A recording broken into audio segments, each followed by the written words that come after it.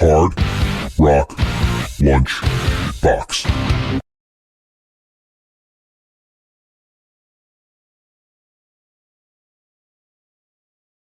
The recording is in progress. We made it. Ah, man, everything is better with a little Queensryche. Am I right? Am I right? Am I right? Okay. I'm at the point of the show where we're going to start our interview with the Vern from Breach the Asylum. He is waiting in the wings. I apparently still look like garbage. Why can't I make this better? Oh, because I sound hideous. I'm working on it. HD webcam, logic capture. We could try that. Is that better? No. HD webcam. And I'm back. All right. Fantastic. Let me get Vern in here and see if he can hear me. I'm admitting the Vern. Admitted. He's admitted. I see Vern. I see Vern's name. That's a start. Vern is connecting to audio. Hello. This is exciting. I hear Vern. I do hear Vern. What's going on, DJ? Hey, Vern. Are we going to get video from you or just audio today? You're supposed to be getting video. No, I don't see video. Uh-oh. I've got video. We made it. What's going on? Success. This is only my second live Zoom interview, so I'm always excited and honestly a little amazed every time it works out. So I'm very happy to do that. I'm hearing an echo. Are you listening to the show? Sounds like you're listening to the show. Don't listen to the show. Just listen. Just focus on me and my voice. You shouldn't be hearing an echo. You should just see what you did is you did the right thing and tuned into the show. So if you turn off the show and just be one with the show, the echo should go away. Or not. I'm hearing nothing. Not hearing anything now? Now I'm hearing you. Oh, good. That's good. Let's do that. You're hearing me? Okay. Okay, good. There we go. How are you, my friend? I'm good. How are things? It's obviously. Why am I hearing it? Oh, wait, hold on. Uh-oh. I figured it out. Vern's a sound guy, by the way. Vern has done sound for years. Better? I had the website on. There you go. So it was the echo was coming from the website. Cool. All right. So, yeah, man. Welcome to the show. Welcome to the Hard Rock Lunchbox. So you have a big show tomorrow. Are you going through the day before big show nonsense that I always go through, or like just not care anymore? Yeah. Normally I'm a little more organized going into a show, especially a big show, than I am now. But yesterday we had some technical difficulties at the house, like no heat. The original technical difficulty. Yeah. And my family's used to living indoors with heat. Spoiled. So you're spoiling them, Vern. So how is the family? Family's good? Family is good. Family's really good. Laura's birthday was yesterday. And happy birthday. Yeah. And on cue, the gift that was supposed to be here December 1st is still not here. So yeah, man. It's the gift that keeps giving. Everybody's on their toes. Just never know when you're gonna get that gift. That's it. Yeah. That's the way we live right now. It's good to see. I have not seen you guys in a very long time. I mean, COVID really kind of shut a lot down, but man, life is just busy, right? Like it's just so much. The last big show we had planned at the Chance, you were supposed to play with us, and that show was canceled. Yep, so that was one of our batch of shows, including our very own CD release show that we had to actually cancel and stuff. So yeah, COVID just wiped us out, and at this point we're just crawling back in. I'm in the process of scheduling our third show. No, our third show is on the books, or scheduling our fourth show for March. That's how slow this is coming. And I gotta say, like, we've got a show in January, and we're already having to discuss like other options, like, you know, the mask mandates and stuff. Mask mandate for New York is in effect. The Chance is in Poughkeepsie, which is also in New York. I know a lot of executives are not enforcing the mask mandate, but what are we looking at for the Chance tomorrow night? Like, have they talked to you about what their policies are going to be? They haven't personally talked to me about it. You know, it's funny because you get, there's the two sides of the coin, right? Everybody's like, nobody wants their personal freedoms infringed upon, and you can't tell me to wear a mask. And then there's the other side of it, of the people that if nobody's wearing a mask, they're not coming out. Right. And so I've seen a lot of that. My suggestion is to anybody, like, if you feel more comfortable wearing a mask, I've been to a few shows, quite a few shows in the last few months, because once restrictions were lifted and shows were open, like, we just were going to show after show after show. Right. Like, you know, obviously I was at the Chance a lot. I just saw Jeff Tate. I know when you played Queensryche before, I just saw Jeff play. And, tried to give you a solid intro for our interview. Yeah. Well, I thought you were avidly trying to turn listeners away from the station at the very beginning. You're like, I don't care how many listeners I drop off. Yeah. Like, no, I mean, I have a love-hate relationship with a lot of people, because a lot of people like, you know, obviously the show and the music, and the show is generally lighthearted, but really the first 20 minutes of the show is about what's going on in my world and my life and stuff like that. And a lot of people disagree with me on a lot of political and social issues, but a lot of times they don't even disagree with me because they truly believe the opposite of what I'm saying. They haven't thought about it sometimes the way that I'm saying things. And a lot of people get mad and they tune out and stuff like that. But I would much rather have the conversation. You know, it's why I even led with, like, you know, I'd love to see all the data, like, on mask related deaths, because there aren't any, and people don't really think about it that way. Like, you know, but anyway, this is about you, not about my trolling, but people will tune back in, because that's why I said there was an interview at once. So people will tune back in just to see you. And then they can tune back out. So how's the band doing? Yeah. Band's doing good. So obviously I'm sure you know the history of the band. Maybe some others don't, but when Breach the Asylum was first a thing, it was me and whoever I could piecemeal together to put a show together, because I owned a venue. Right. And I've told the story a million times. It's very hard to try and entice people to come join your band when your big kick is, we can't play on weekends. Right. You know. So, band wanted Monday through Thursday. Monday through Thursday. We can occasionally do a Sunday. Yeah. But yeah, so I always was piecemealing bands together, and you know, I had a couple of players that hung in there for a little bit each time, but for the most part, it was, I mean, I remember putting a show together, and I specifically put the kids in Spacewalk on the show so that I could use their drummer and guitar player in my band. Excellent choice, by the way. Yeah, well, you know, if you had to pick a backing band, it's like, at first you try and get, I guess, the Eagles, and if they're not available, then your next best backing band would be the Spacewalk band. Jesus. There you go. I mean, I talk to John often enough, and I'm always blown away by just the sheer level of talent in those kids. They were so good. Yeah.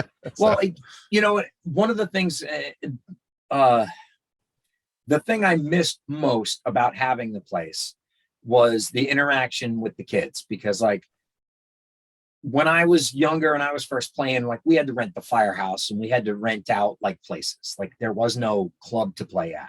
Right. You know, we did the Knights of Columbus Hall was like a big deal. We had to bring our own lights in, and like, I remember those. You know, but that's what you did. Yeah. And nothing makes you feel less like a rock star than you're on stage, you're in the middle of a song at the Firehouse, and then there's a fire. The alarm goes off, they shut your power off, they turn the lights on, they get dressed, and the last guy out the door goes, "Okay, kids, back at it," and shuts the lights off. Yeah. And you're like, all right, I guess we'll start the song over now. That's so great. I was just telling the story a few weeks ago about my first live show, and we played a place in Huntington called Sparks. And at that show, at the ripe old age of 15, after we played our set, we'd sold tickets and stuff. We went to the promoter to get our money, and he was like, "What money?" So like on my very first show, I got ripped off by the promoter, which should have taught me everything I needed to know about what was going to come over the next few years. Right. But I got it out of the way. And I remember like when I first met you guys and understood what the concept of the room was, like you had this back and forth, like it was a safe place for all these young bands who probably owe a lot of what they've done and are continuing to do to your not only tutelage, but honestly the safe space to have, and the meetings of all the other bands that would come through, like national touring bands that would come through, and you would just give these kids a chance. I mean, like you said, like you would have to be so industrious on your own to create a place where you could play, and you'd probably still have a horrible time. But that just didn't happen at the Room. It was one of the really great legacies of that place, and one of the really great losses when you guys couldn't do it anymore, because I don't know where those kids are playing now. I assume they're just being online, making a lot more money as influencers. Well, I can tell you that 2 of those kids, I can tell you where they're playing. Mm-hmm. My drummer, yeah, and my lead guitar player used to be in a band called A Moose Named Dog. Oh, and, I played with them. I played with A Moose Named Dog. Yeah. Our last show, they played the last show. Alex wasn't in the band at that time. Mm-hmm. But they played our last show. That's awesome. At the Room as well. That's awesome. I remember you had Molly in your band for a while too. She was in Breach. Molly for a little bit too. Yep. Still the only 15-year-old that can sing the Trooper and nail it. God, she was badass. It was so great. Yeah. That's awesome. I hope she still is badass. I sort of lost touch with her recently. I know she's in Connecticut somewhere. I haven't heard from her in ages. But all those kids were so great, and it was such a great thing to have. Just to have, like, there was nothing like it. There was literally nothing like it. So whenever I would like talk to people about it, be like, "Oh, this is this thing that's going on," people are always like, "Wow, that sounds great." Like, yeah, come on up, go check it out, whatever. But that was a good thing. But that was then. Well, every once in a while, I'll still run into somebody, and they'll say, we've been in a band for X amount of time, blah blah blah, and then they'll mention like where they've played, and I said, "Well, did you ever play in Connecticut?" And then they play at the Room, and they're like, "Oh, the Room, we played at the Room." Yeah. So. Very few people that played through Connecticut during that span of time did not play the Room. Like it was definitely became a venue like synonymous in fame with like Carnegie Hall. Like, no, I never played Carnegie, but I did play the Room when I was in Connecticut. I mean, so many bands that I've met, like touring bands and stuff, played through there and stuff, and I still see them and talk with them and stuff like that. It was a great stage, and I've always referred to it as still one of the best stages logistically to play. Like, load in on the right, leave on the left, like, green rooms. This is where the stage was big. There was enough space, big room, sound was always good. Like it was problem free whenever we played. Which is not normal. We tried. Yep. It didn't always work. Didn't always work, but I, for one, appreciate the effort. But now we're here, and you have a big ass show tomorrow night. So, let's hear it. What's all right? So, pretend I don't know anything about it and tell me everything about it. All right. So you can go to the website. That'll tell you everything. There's a website just for the event. It's xmasbash2021.com. xmasbash2021.com. Got it. Yep. And there's links to each of the bands that are playing. There's some of the videos from some of the bands that have videos are up there. Actually, 3 of the acts playing on that night, mine and the band that plays before me, is a band called Grunge Type Thing, and then an acoustic act that's playing earlier, Johnny No Keys, are all guys that are out of my union. Oh, cool. So we got some local 21 pride going on too. So that'll be a lot of fun. That'll be a first. We're actually going to all share the stage for one song together. Sweet. A full union show. Cool. I love it. That's it. We got Jimmy G's going to come sing a song with us. Awesome. And then we're doing something special at the end with a bunch of guest vocalists and some other musicians. And actually one of the musicians that's going to be playing on the last song doesn't know he's going to be playing in the last song, and that's hasn't been returning my calls, so he's going to just be surprised when I hand him the guitar. Surprise. Here, I'm learn so these not four a fan. chords now. It's definitely one of the things that Jimmy and I are different on. Like Jimmy loves that stuff. People be like, Jimmy, here, go play this song. Jimmy's like, hey, buddy, no problem. I'll just go do it right now. And I'm like, I could not run faster away from an impromptu opportunity. I don't have that. I don't have that level of confidence or whatever it technically is, and just not something I can do. But like, I hope whoever this is is more Jimmy than me and hops up on stage and does a killer job. He knows Jimmy well. Cool. Glad to hear it, man. Yeah, no, it's going to be a lot of fun. And then also, don't know how much of the history of the Chants you know, but in August, the owner passed away. I did not know that. And he has 2 young daughters, 7, and I think his youngest daughter either is just about to turn 3 or just turned 3. So they're so young. he was younger. He was younger when he passed away. Oh, okay. His wife was younger. Okay. Somebody was younger. He was older than me, but not by a lot. And okay. But definitely too young a guy to be, to be moving on. Right. And he was a great guy, and a lot of fun. I played shows in that club in 3 different bands, and a lot of good memories of the place. A lot of good memories of Frank. I can remember the first time I actually met the guy. I didn't know he owned the place. He's behind the bar. He's just jacked. I mean, his other 2 jobs were he owned gyms, and like guys that big own gyms. And yeah, so I do not own a gym. I don't know if you can tell, but I don't own a gym. I don't know. My screen must be a little. This is all by design. But he's behind the bar, and he says, he comes over to me, to get a drink or whatever. And I just said, hey, how's it going? Da, da, da. And then I'm looking around, and I'm looking for the owner, and I don't realize this big jack dude's there. And I'm like, wow, the owner's got to be an idiot having you behind the bar. You should be the bouncer.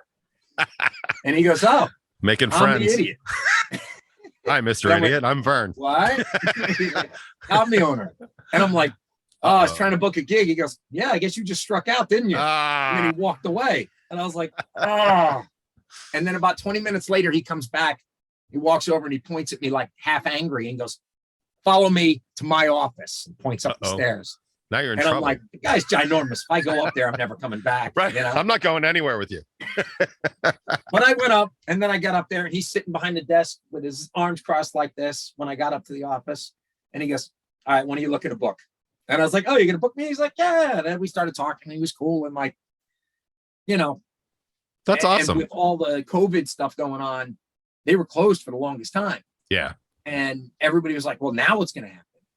And instead of letting the doors just shut and just, he'd been trying to sell the place for years. Mm-hmm. And the only reason he didn't sell it is because people that wanted to buy it weren't going to leave it as a music venue. And that's beautiful. Yeah. So yeah. So what's the deal with it now then? Well, he put a bunch of money into it. He took out a loan. He redid the floors. He, had to upgrade some things, and did all that stuff in hopes that when it came back around, life would be good, and right. So, and then he was in the hospital, and it kind of was quick, and he passed away. And then literally a month after that, his sister passed away. Oh, so wow. Those kids lost their aunt and their dad like in a month's time. And then like, even just a few months before that, the light guy, Bob from the place passed away. So that the club's taking a huge hit. Are you sure you want to play there, man? I definitely want to play there. I don't believe in a lot of voodoo, but it is my favorite stage. And Nikki, who's in charge right now, is kicking ass. And great. And I know she's having a hard time because Frank was her best friend. Right. Yeah, that's tough. And it's not getting any easier to keep music venues open. I mean, even the ones that I've been talking to are like, we can't handle more shutdowns and stuff. It's one of the reasons I'm so like, let's just keep the masks on. Like, let's see if that helps out, because nobody wants a lockdown. Nobody.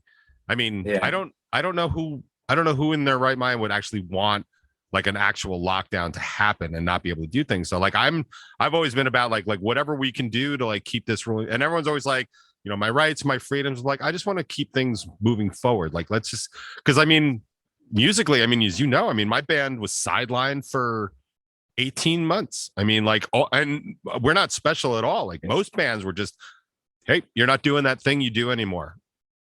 What? Why? Yeah.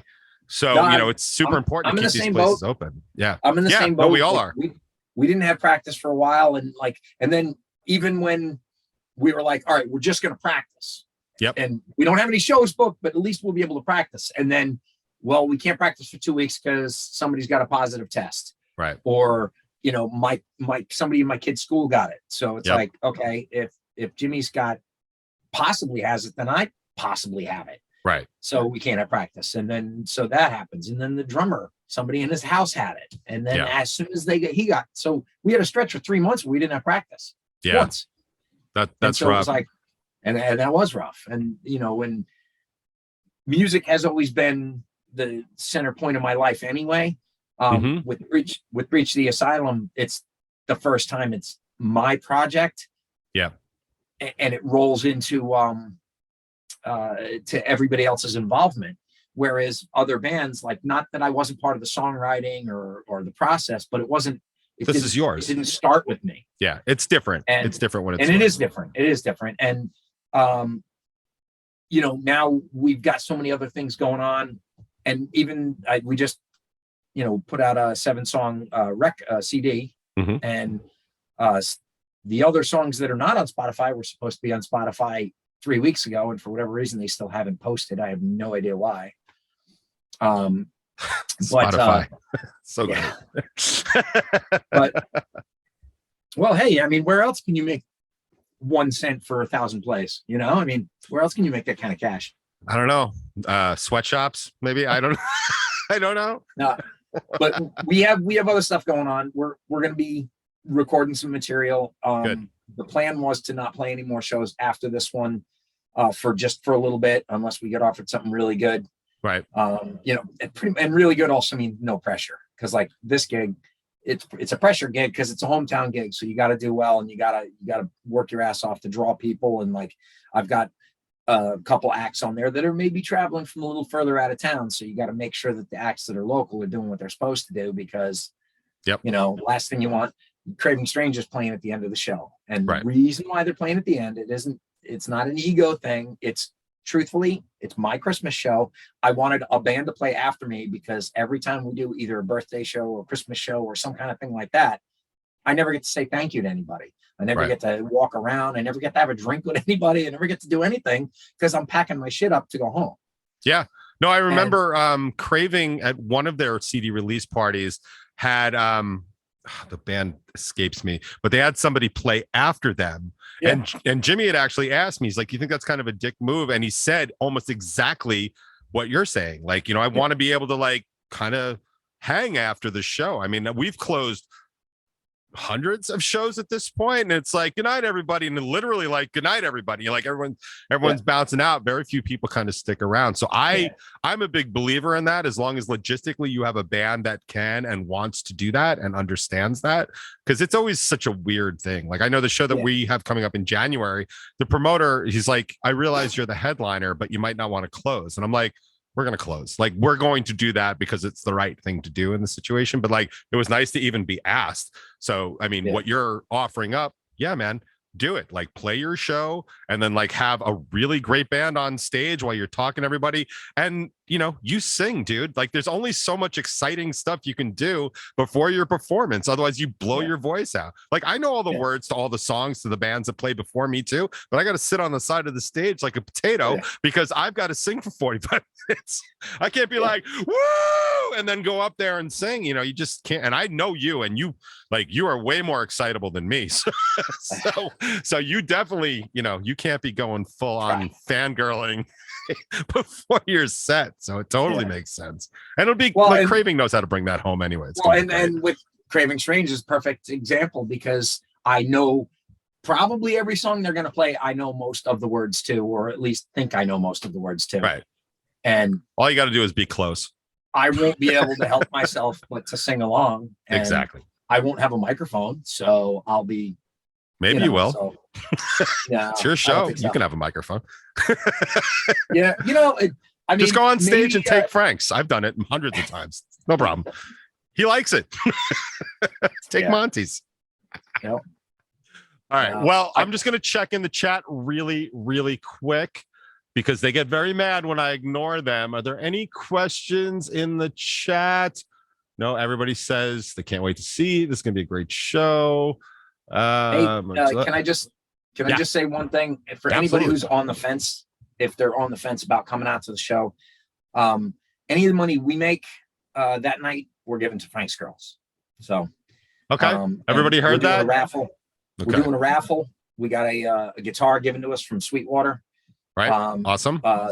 There's a restaurant right next door to the Chance that has great food. Laura and I actually ate there last week. All right, so everybody's food is covered. Like that's where you're gonna eat when you go up there. You don't have to look around Poughkeepsie. You got a good restaurant right next door. Good, right next door. Yeah, that's such a big thing, man. Especially if you're driving in because you get there early, have a little dinner, like have a drink, and you're in the same place. You don't even have to drive. Everybody understand that? Everybody good? Go in, get some food. Go early, and stay late. That's it. That's the motto. It's always been the motto. Yeah, the show starts at the doors are at 6. The show starts at 6:15. We're not starting late. Worth every penny. It'll be a good night, and then also you can also in the raffle you can also win free booze. People like booze. I've heard people like that. People like booze. Not all people, but a lot. That's why the room is closed. Yes, if people hated booze. The room is closed because we didn't have any booze, and kids have no money. Kids have no money, and that was our target audience is the kids. Yeah, with no money that couldn't drink even if you did have booze. Yeah, those kids were trying to drink in the parking lot behind the building. Hey, that's what kids do. That is what they do. Yeah. All right. Luckily, I don't have to police anybody anymore. Yeah, no, that's not.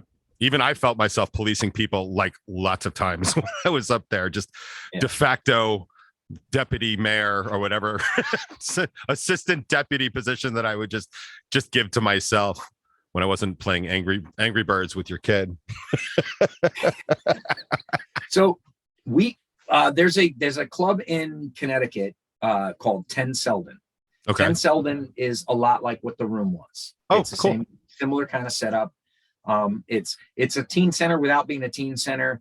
They have a little bit more on the food choices, not a lot, but they have stuff, and they do a lot of what we do. And when we played there recently, after we got done, the sound guy comes up to us. He's like, "Yo, you guys are the best band we've ever had in this place, man. Oh, you guys are so good." I'm like, "Thank you, man." He's like, "Oh, so great. You got to come back." And then he goes, "You don't remember me, but my band played at the Room." Awesome. I told you everybody's played there. And I said, "Yeah, I didn't know you." And then this other kid comes over and he's got a mask on. And he's towering over me and he's looking at me and he's like, "Do you remember me?" And he's like leaning this way. And I'm like, "No." And then he pulls the mask down and he tells me, and it's one of the Nork brothers. And I don't know if you remember the band The Foresters. I know the name. They were 10. I think they were 10, 11, and 12. Perfect. When they played the Room the first time. And now two of the Nork brothers volunteer at 10 Selden. That's awesome. That's really great. So it was like kind of cool. And he's like, "Hey, we would never do this if it wasn't for your place." That's awesome. That's got to feel good. It made me feel real good. Good. Yeah. I'm glad you have that. So. It's a really nice legacy you guys left. You put a lot into it, so it's nice to see that it matters. It always is nice to see the things that you do matter. Well, we made a lot of friends, yourself included, that we may or might not have ever ran across. You never know.